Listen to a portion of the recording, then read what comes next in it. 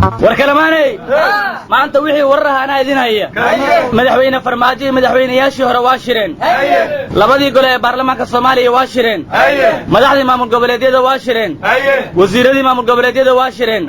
taliyaashii ciidamada waa shireen al-shabaabna bu'aalay ku shireen xagaa lagu shiray inta lagu shiray bari baa la shiraa badana jalaal la shiriyo maanta la shiraayo shaqaale qura badana doorasha la qabto mid kale la qabto shacabka doora badana xisbiyaan la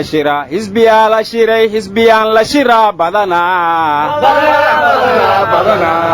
naga la fura midaa la xiraa mid kale la rabaa badana khudba sira sanadkan badana webiya fataha dadaa la qarhaa sanadkan dhimashadu badana sanadkan fatahaad badana hoy lama gadle waxa oo baran oo diriyoosiin ama kasooyi laakiin waxa idin haya wariyaal oo war urora di arki jirteen unuka aadaanka urorona aw horaat masaajid oo meehan 8 saac wala aaraami بعدين حالي 7 ساعة أرامي كوكالات واي عوضا وحلا عبسوها لحساء إنس بلاود أرانك مركا وحي اللي هسين سنتك آذان أورورو بدنا آذان دقدقو بدنا عمو وحالي يرني ما وحوغين الرمجيس كالواية وقت جاس بدل موجود مياد warkan waa mid ka kooy weyn 8 saac aadama armaxaan jira iyo armaxaan ka kasa badana sanadkan ismacnaas badana war waxba idinku batayaan cid taqaan la arage war ma haysaanana dhageysta maanta madaxweynayaashii hore iyo kuwii dhexe iyo kuwii dambe waa kulmeena leeyahay war hoy tanina waa yaabe ma taasaad keentay war aniga ma keenina warka naga dhageyso madaxweyne farmaajo madaxweyne shariif iyo madaxweyne xasan sheekh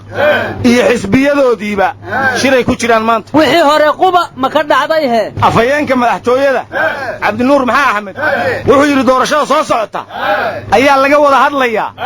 sida xisbiyada iyo madaxdii hore iyo dawladdu uga wada shaqayn lahaayeen xukuumaduna ay doorasho qof iyo cod u qaban lahayd si awoodda shacabka loogu celiyo oo ay u soo doortaan cidii u shaqaynaysa xoogaga wadaniyiinta miyaa shacabka la sheegayo war afayeenka madaxda xisbiyada xildhibaan fiqi wuxuu yiri madaxdu waxay ka wada hadlayaan dastuurka iyo shuruucda dalka in la dhowro doorashooyinka oo mugdi badan oo ku jiro khilaafka dawlad goboleedyada iyo dawladda federaalka waxa loo helo xuquuqda gobolka banaadir iyo in laga garaabo gabadfaladii lagu la kacay madaxdii hore Soomaalidu waxay ku mahmaadaa nin afkiisa laga maxal siiyo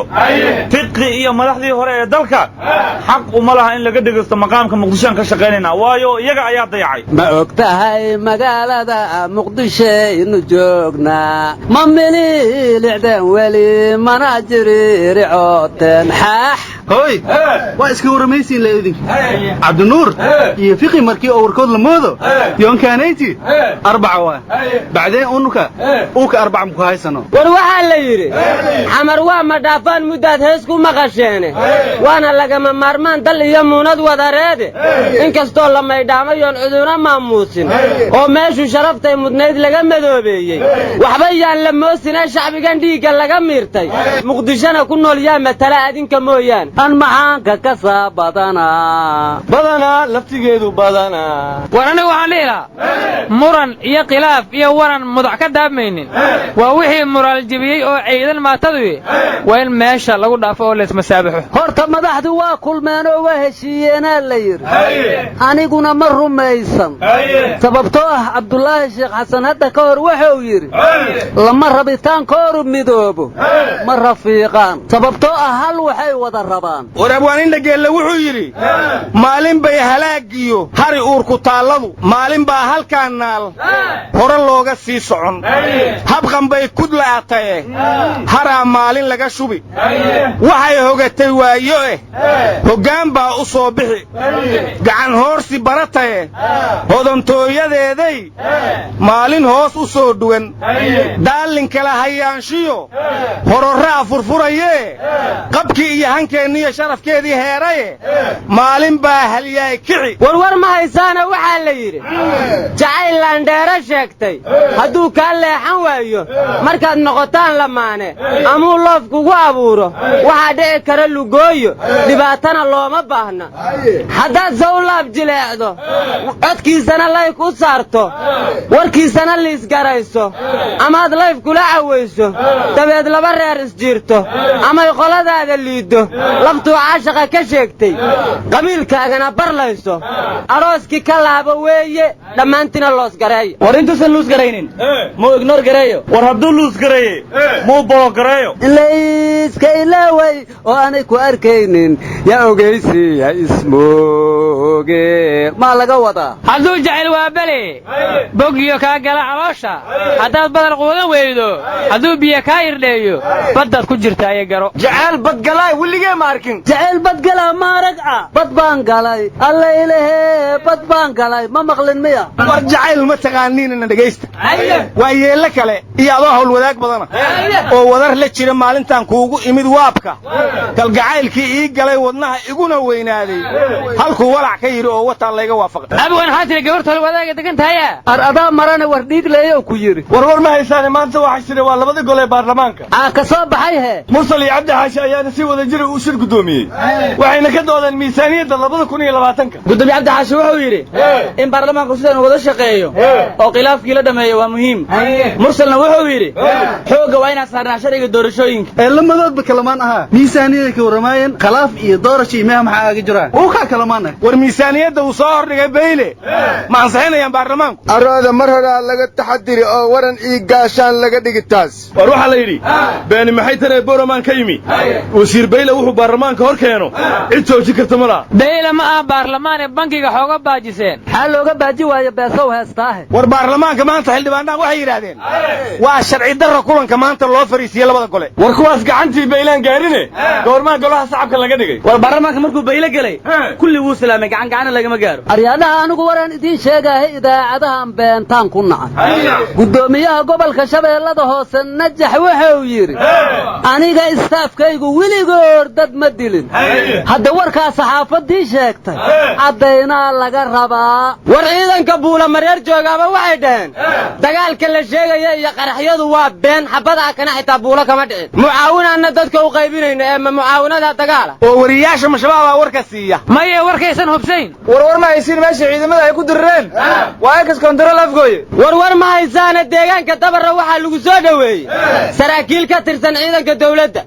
nin la yidhaha cabdi afweyn oo ka hadlayana wuxuu yidhi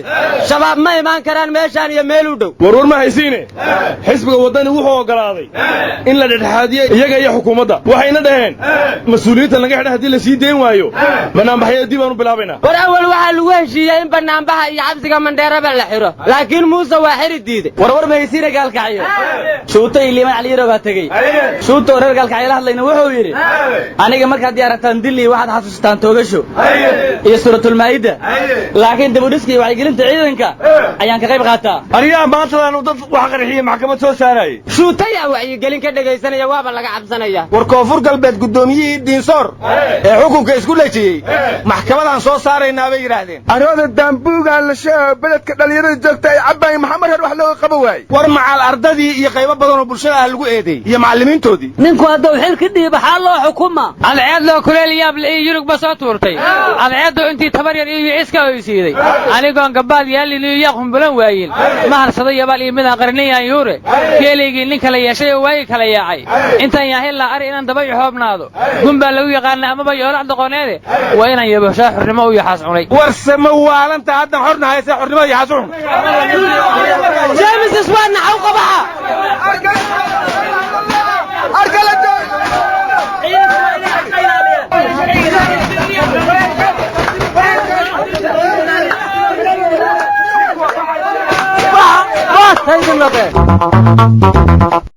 haddii aad ku cusub tahay fadlan channelkan subscribe saar calaamadda gambaleelkana furo si ay kuu soo gaaraan fiidiyoyada ama muuqaalada kale ee aanu duubnay ama aan hadda rabno in aan duubno share dheh oo sii faafiyo lana wadaag saaxiibada haddii aad faalo qabtana commentiga hoose noogu soo gudbi